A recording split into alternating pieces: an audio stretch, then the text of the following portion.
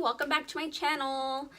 Today video is going to be keto related, and I got some requests. I get a lot of questions and messages and stuff like that, and so I decided to do a video dedicated to the keto staples that you need in your pantry.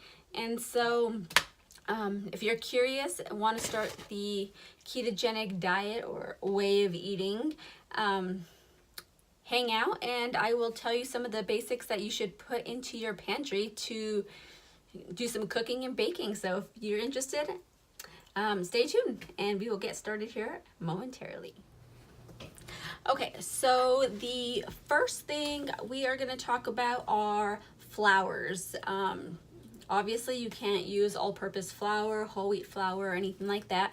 So what you are going to need is coconut flour. And this is from Walmart, and it is more pricey, but it's definitely worth it. There's a lot of baking recipes that's gonna call for these. Trying to think, I believe I can't even think of a recipe right now. Is what I use this for. I don't use it as much as the almond flour that I'm going to talk about here shortly, but you can find a good coconut flour at a decent price. Obviously you can go to like Whole Foods or Trader Joe's. We don't have anything like that here, but yeah, Walmart, you can definitely do keto on a budget, and this will last you quite a while. Look at that. I mean, this is 36 ounces, so it's good to keep on hand. So the next one I just spoke about is almond flour. This is the Great Value brand, and this here, I just bought it the other day, and this is, I think, a little over $10, so under 11 bucks, and it's 32 ounces as well. And I go through this quite a bit because we do enjoy the keto chocolate chip cookies that we have the recipe for from Keto Connect, and so we kind of go through this often. And I believe I also use this for the keto pancakes. And so, yeah. And this is the super fine blanched one. And yeah, definitely a must-have for the pantry. And so, next thing, let's talk about sweeteners. I've got 3 of them here. And the first one, I believe if you've seen my other, like my cooking videos, I think I made the blueberry muffins. I showed you all this. This is liquid stevia. And I got this from Amazon. It's the Better Stevia brand. And I've tried several different, the air conditioner is starting, my apologies. I've tried several different stevia like brands from different places like Walmart and I think Publix and stuff like that, but this one really is the Better Stevia, and I believe it was like $9 from Amazon, but it's definitely worth it. I use that in a lot of baking because a lot of recipes, they will call for erythritol and stevia, so it kind of helps with the that weird taste that you get from these kind of sweeteners. But yeah, definitely I highly recommend this one right here. So the other one is, it's the same brand, but they're 2 different versions, and these are the Swerve sugars, and they come in the granular and the confectioners.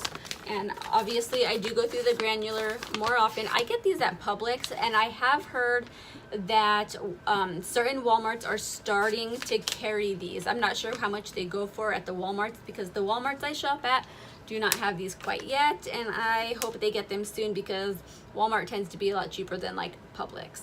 And so yeah, these are great, and obviously a lot of baking calls for these. So in a lot of recipes you'll use some of this and some of this, and it'll help with those, you know, a lot of the sweeteners, they have a kind of like a cooling effect or just like a weird aftertaste. And yeah, these ones definitely are the best that I have tried when it comes to sweeteners. Let's see, it's erythritol in here, and so erythritol is one of the best sweeteners to add to things your baking and stuff for keto, because it doesn't affect your, it doesn't spike your insulin. And I guess that's a big thing with keto. I don't do a lot of the science behind it, but if you want to learn more, I definitely suggest you check out Keto Connect's YouTube channel. They're fantastic and very knowledgeable. So yes, Swerve is definitely a go-to. I think those are like $10 a piece as well. I know it gets pricey because you can get regular sugar for what, like $2, but I mean, you got to make the sacrifices somewhere if you want to get healthy and lose the weight. So the last two items, oh, I got 3 items left. This one is the Himalayan pink salt, and this is the fine grain, and this is a pound. I got this at Walmart. It was usually like on the bottom of the like the spice and where the salts are and stuff like that, but you can find that anywhere.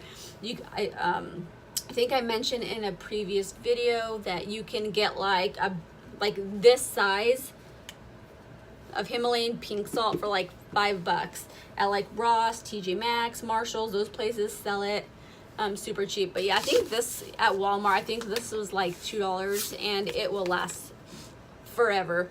And again, I don't know the science behind using the Himalayan pink salt with keto, but Keto Connect suggested it, and that's what I use whenever it calls for it. I do have recipes that specifically call for the pink salt, and that's that. And the last 2 items are, this is, a lot of you may not have ever heard of this before. This is called xanthan gum, and I got these at Walmart as well. It's where I do all my shopping basically. They come in little packs like this, and they are gluten-free. A ton come in here. I believe there's like 21 packets in here, and it really does last a long time because I rarely do I use an entire packet at one time. But what xanthan gum does is it's a thickening agent. So say you're making like a soup or a stew, a chili, something like that, and you need to thicken it, like, and you just sprinkle it in there, and it would thicken it like a roux would. And so that is what that's for. And especially with, you know, fall and winter coming up, I know soups and stews and chilies are very popular and cozy, and so xanthan gum is going to be the way to go for thickening your foods. And so I think those are a must-have. And I'm not entirely sure how much those cost, because I bought that box a while back, and like at the beginning of the year, and it really it's lasted a really long time. So I suggest you get those. And the last item is gelatin.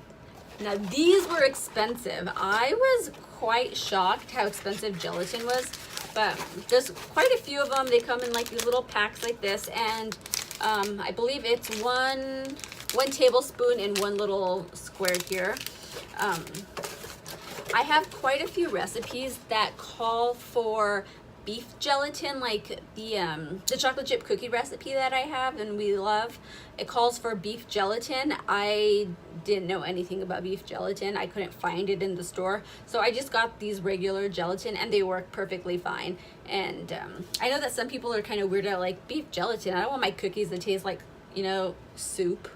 So I haven't exactly tried those, but if you don't want, if you're afraid of the beef flavored or you can't find it, this works exactly the same.